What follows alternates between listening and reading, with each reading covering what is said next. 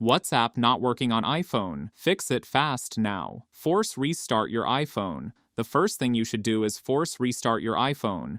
This helps fix temporary glitches. After restarting, open the WhatsApp app and check if it works. If not, check WhatsApp server status. Open any browser on your iPhone. Search for WhatsApp server status. Open the Down Detector website. Check if there is any outage. If servers are down, wait for WhatsApp to fix it. Check permissions and remove restrictions. Open the Settings app on your device. Scroll down and tap on Apps. After that, scroll and look for the option WhatsApp and click on it. Make sure all permissions are enabled. Go back to the main settings page. Click on the Screen Time option. Tap on Content and Privacy Restrictions.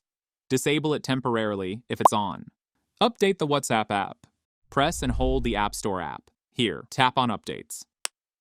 Check if WhatsApp has a pending update, then update it. Offload and reinstall WhatsApp. Open the Settings app on your device. Scroll down and click on General. Tap on iPhone Storage. Scroll down and look for WhatsApp and tap on it.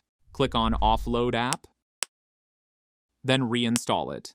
If this doesn't fix, then use WhatsApp Business. Alternative fix. Install the WhatsApp Business app on your device.